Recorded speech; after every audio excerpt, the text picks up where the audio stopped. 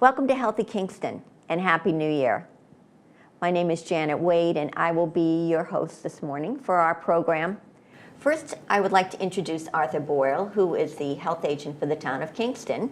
And Happy New Year, Arthur. Happy fourth program to you. Right, thank you, thank you. This is exciting. Everyone, we get a little better, get it together a little more. So, yeah, so we're starting the year out on a good note. Well, is it an Emmy that our goal is? Is that...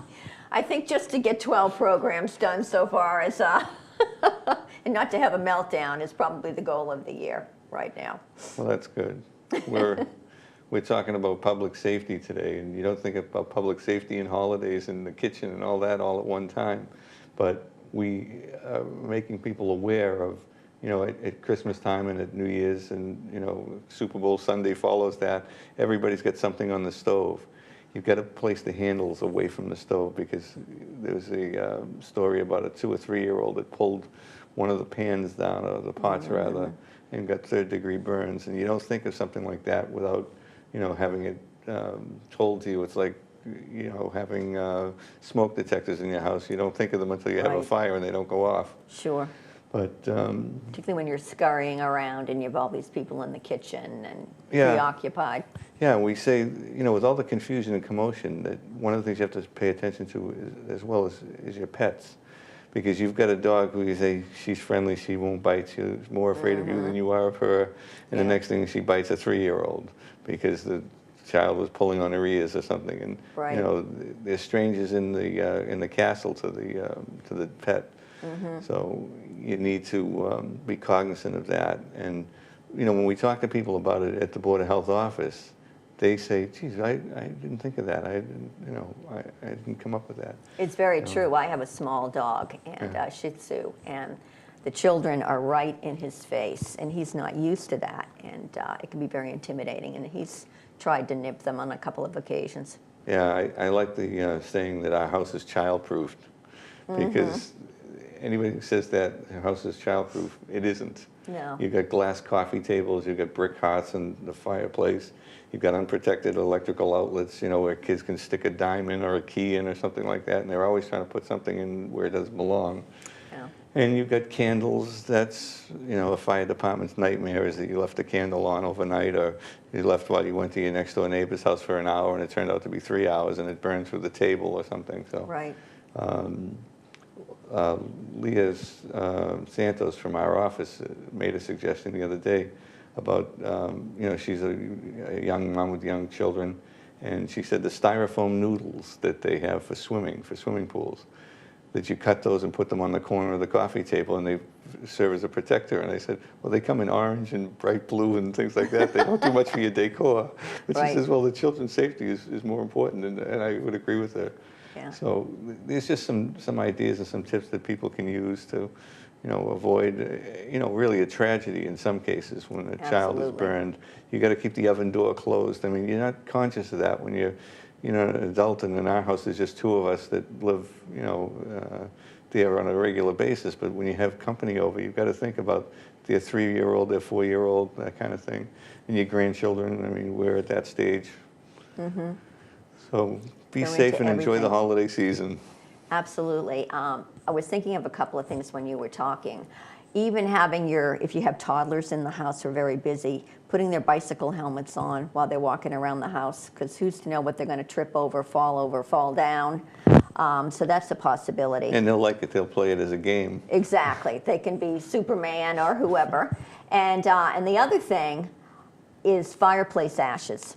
When you're cleaning out your fireplace, make darn sure that those ashes are cold, that they are out before you dispose of them, particularly if you're going to put them in, if they're not outside, if they're going to be, say, in the garage with a lot of trash, paper. That's a good point, because you hear of that story at least once a year. Oh, absolutely. Somebody having their garage go up with... It's the reality. And the interesting part is, because I've seen it so many times, you think the coals are out. They look totally out. And then there's always one that you may not see. So even putting water on them before you dispose of them would probably be the best idea. Yeah, that's good, good advice. Okay, well, thank you so much, Arthur, for being here again.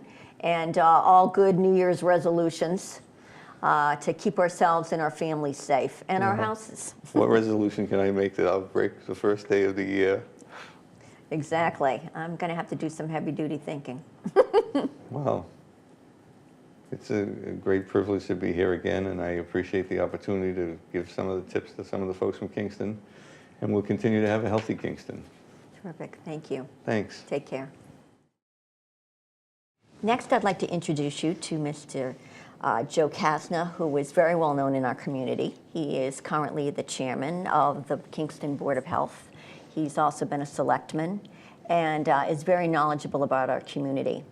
And Joe is going to be talking to us today about our senior population. They're approximately 20% of our population are seniors. And I know particularly this time of the year, there's a concern for shut-ins, people who aren't able to get out of their houses.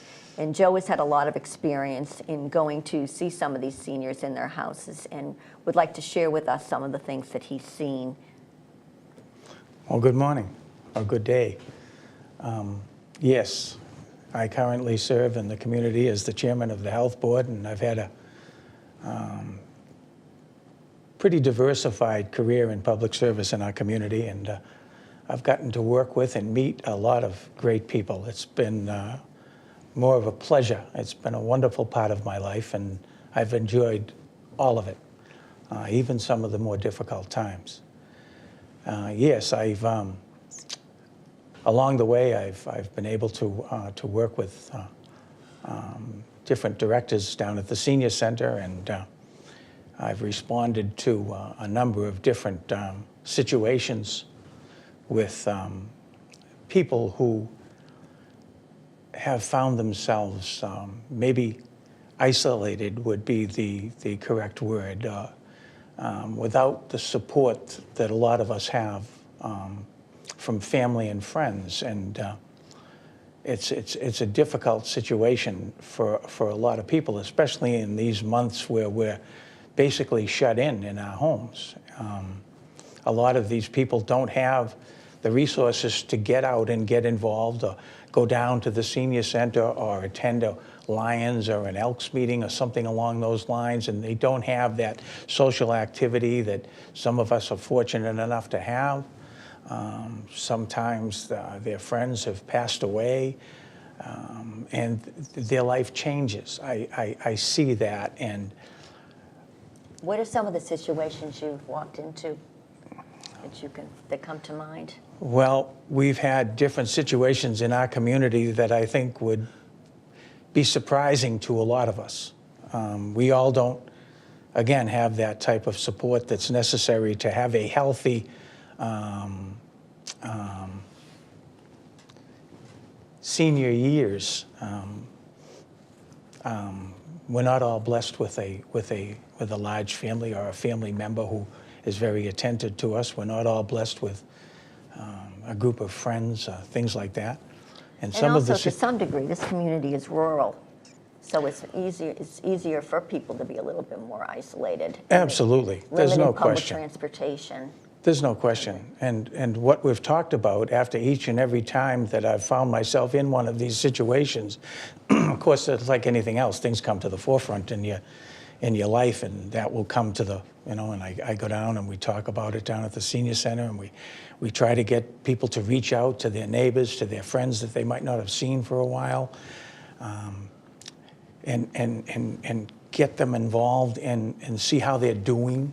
Can you give us specifics as to, well, you mentioned a couple, getting in touch with them, things that we can all do for seniors in our neighborhoods to reach out to them? No one agency, no one club, no one group can do this alone. It's got to be a community effort backed up by everybody in the community. You see that house, your neighbor's house, that you got a little snowstorm or something, and you notice that the walks aren't shoveled, or you see that there's no activity, and you may not have seen that person around for a while. Somebody's got to knock on the door and say, hey, how you doing? And everything okay? Can I help you? And that's got to come from the citizenry. there's no single board, there's no commission, there's no group that can do that on their own. We've got to all band together. Our community on the whole is aging. We are an aging community. We're all getting older. Me too. And we've got to be attentive to the needs of the people around us. We've got to do a better job to prevent people from drifting into an isolated state whereby they're lonely. And we've got to reach out to those people and try to help them. That's my message. Yeah, there's definitely, we've all heard it a lot, but it really is true that it takes a village to be a community, and that it's important that we all lift each other up. I know I've been involved with neighborhood watches, and just having everybody's contact information, not only their address, but who their immediate relatives are, what their phone numbers are. And so in the event there is a storm or you don't see a lot of activity going on in a household, that you would feel comfortable enough to call the person and see how they are. But no, this is all very good information, and certainly a wake-up call, a reminder for all of us that it's important not to live in our own bubble, but to extend ourselves to the greater community. And these are the difficult months. Mm-hmm. When people are stuck in their homes. That person that you haven't heard from for a while, haven't seen them around for a while, you may know of someone like that. To call them up and ask them how they're doing, or to stop by, or invite them out for a cup of coffee. That can mean the world to somebody, especially as we get older. And I can't stress that enough. Bob Panado, a late good friend of mine, used to refer to the group down at Town and Country as the Gray Brigade. And to that end, he would always point out how everybody looked out for everybody down there. And that's a wonderful thing to have in your life. But not everybody has that. And what we have to do as a community is reach out to those who don't have that, to seek them out and try to provide that. Very important point. Thank you so much, Joe, for being here. And we certainly appreciate all the good work that you do on the Board of Health and for the community at large. Well, I thank you, and I'd like to just take a minute to tell you that you've been a refreshing member of our Board of Health. This initiative that you're doing on the TV, I think, is fantastic. The information that you're providing, allowing us to come here and talk to the people and get some of these messages out that we have experienced. I think you're doing great. Thank you very much. I wish you nothing but success. And thank you very much. I appreciate it. Thank you. I'd like to introduce our next presenter, Jack Breen. Jack is a physical therapist here in Kingston, and he's also a member of the Board of Health in Kingston. And being that this is a difficult time of the year as far as ice and snow, we thought it'd be more than appropriate for him to come in and talk about fall prevention among all of us, but particularly with seniors. So Jack, it's great to have you here. Excellent. Happy to be here. And your expertise. Mm-hmm. So what is your definition of a fall? Well, we all see falls on TV or other, but I would say, and it's not getting down in the weeds, that almost any time you lose balance, and we go throughout the day, think we may trip, think we may lose our balance. So, a fall is really losing your balance. You don't have to break a wrist or dislocate a shoulder. It's any suspect to your controlled standing, walking ability. That's interesting, balance. Mm-hmm. How can one work on their balance as they get older? Okay, so there are, first of all, I'm biased because I'm a physical therapist, and most physical therapists see a high proportion of people, if we want to talk about age-related, people who are elderly, who have a myriad of problems or just age-related weaknesses, whether they be strength or, medications. Mm-hmm. But more specifically, there are things around everyone's environment that contributes to a possible fall. Mm-hmm. Okay.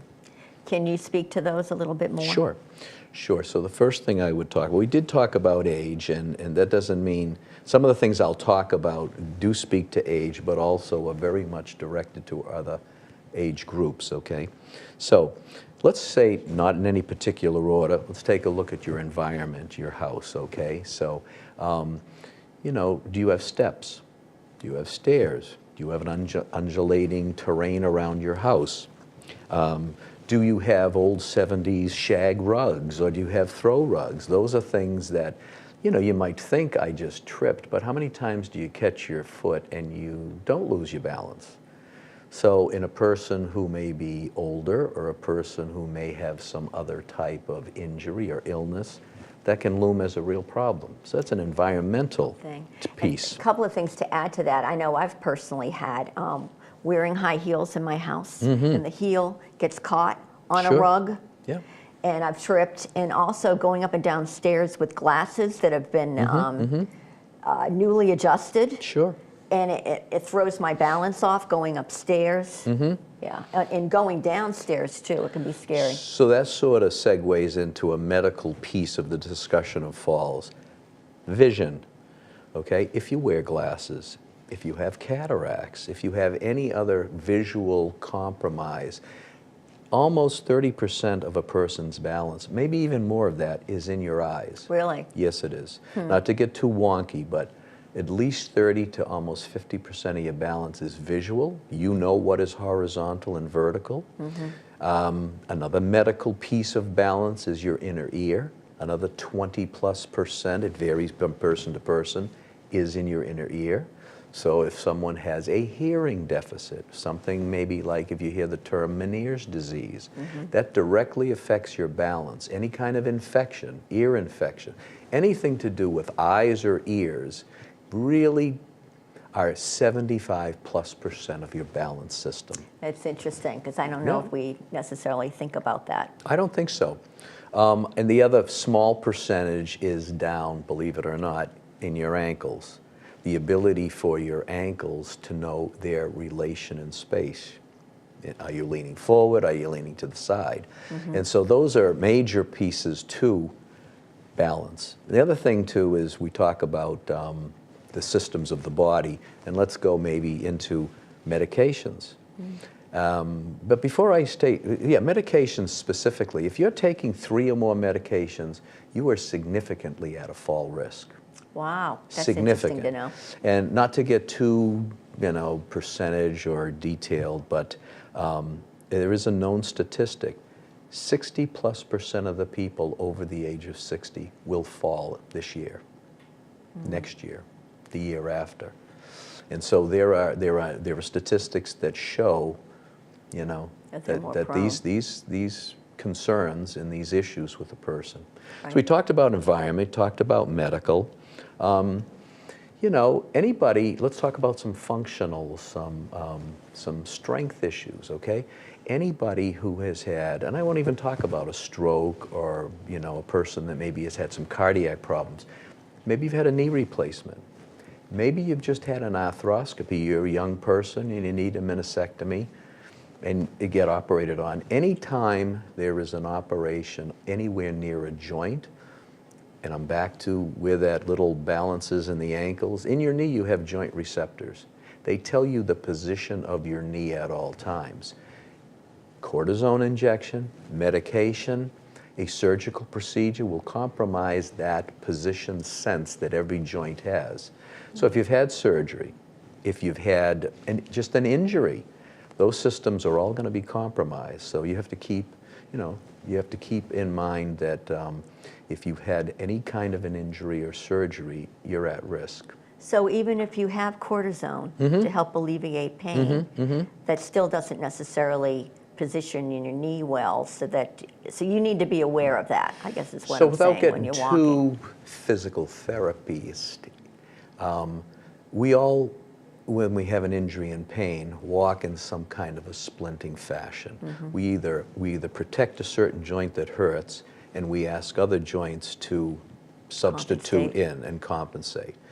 And they don't do that well. And so if you have a balance system that says, for instance, my hip, knee, and ankle know exactly where I am in space, and now I take my knee because it hurts, it's been hurting, with or without a cortisone, and I'm walking with a slightly bent knee, I have thrown off my hip and my ankle. I'm right off, without even walking, I'm off balance. Yeah. So the other things besides surgery, illness. I mean, if you have an illness, I mean, we talked about the inner ear or your ear. I mean, if you have a head cold or a cold and your sinuses in your ears are plugged up because they're all medically related, you're at risk. So there are things that we take for granted that, you know, present themselves in a real sneaky way that So we don't know about. realistically, what would you see as ways of minimalizing your fall risk? So the first thing I would do is, let's go back to the environmental, okay? It stands to reason you put salt or sand down if there's a slippery surface, but you have to know, even, and a lot of times you take for granted, I know my steps, I know my stairs. You know, if you have any of those other issues, the visual, the hearing, the illness, the surgery, any of those things, the medications, you can't take it for granted. I didn't even talk about assistive devices, canes. If you have a cane, if you have a walker, you have to be very mindful of every surface you're walking on, because one real fall, and I use that term lightly, one real fall and, you know, you could be wheelchair, you could be unable to mobilize. So, you know, it can be very serious. What about rubber grips on the ends of canes and walkers? So things that you can do, okay, so yes, you have to make certain that if you've got a cane or a walker that you've been using for some time, that, you know, you haven't lost the rubber. You can be down on metal, I've seen that before, or wood. That does not grip a surface. Footwear we talked somewhat about, the floppy footwear, the high heels, all these things that, a high heel takes your ankle, puts it at a different position, there goes your balance. Right. You know, we've all seen someone who was going to a special event, be it a confirmation or the Nutcracker, and all of a sudden they're on high heels for the first time. Watch them walk. Right. They're at risk. They are definitely at risk. Yeah. So, and one other thing is just being sedentary and inactive, you know, and that translates into weakness like a surgery or an injury, does the same thing. Can you speak to how to get up when you're a senior? I know there's people can have issues with their blood pressure and getting up, so they're less likely to fall. If you're talking sit to stand, okay, you would always make certain you're using your upper extremities, your two hands to help you, okay? So the more contact you have with that firm surface is going to give you the better, we call it transfer in the physical therapy world. Okay. Now, if you happen to fall, you know, I hadn't mentioned, at the very beginning we mentioned, we've seen it on TV, everybody's seen that I've fallen, I can't get up. So I should add that that's a good thing to have. If you're on a walker, if you've got more than 3 meds, and I'm going to say now if you're a little older, I mean, that's a very good item to have to protect you against the fact that you might not be able to get up if you've fallen. But let's say you have fallen, okay? Now, you like to take physical inventory and make sure you haven't hurt something. And a lot of times you could be in a mild state of shock and you may have hurt yourself. But you need to collect your thoughts, see where you are, to try not to panic. I know sometimes it's easier said than done. But in no particular order, the best thing for you to get up from a fall to the floor, say. And I've had people who have fallen outside.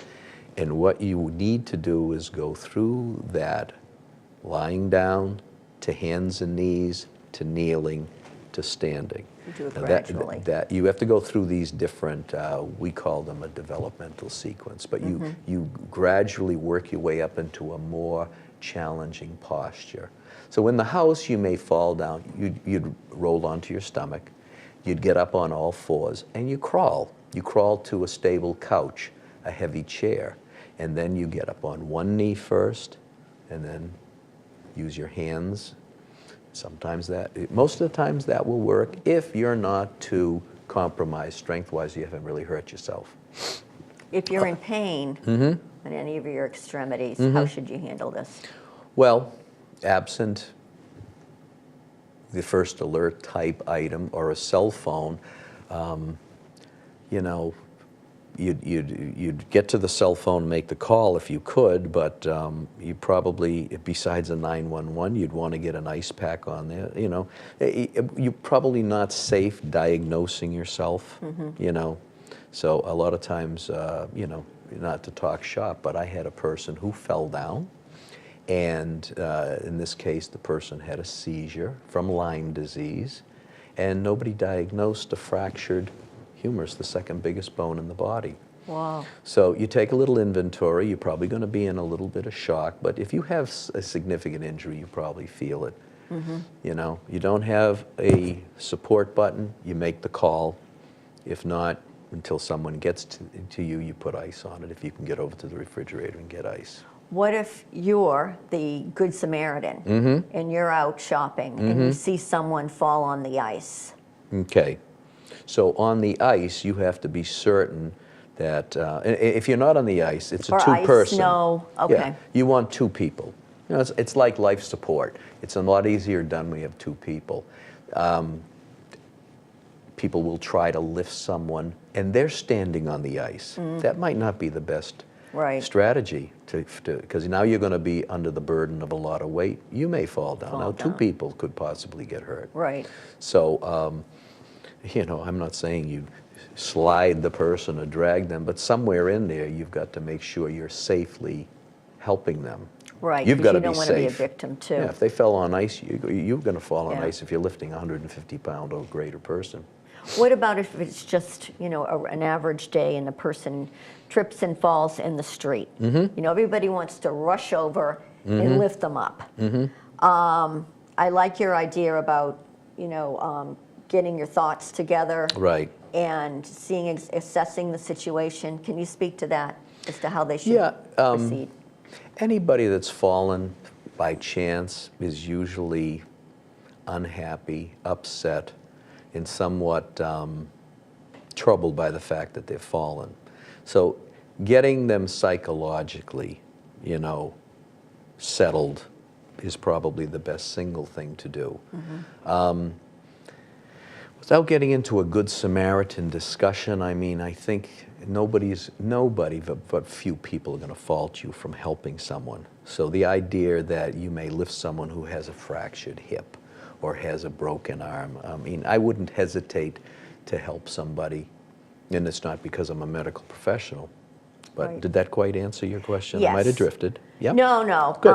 And then, and I would imagine you would agree with this, when in doubt, leave the person where they are and how they've fallen, unless they're in danger of being Right. hit by a car, something, and get help. Call 911. If you feel when you come upon somebody that you have any hesitation in the way you might help them, be it your strength, be it the surface, be it something you see on the person, it could be an obvious thing that doesn't require a medical person.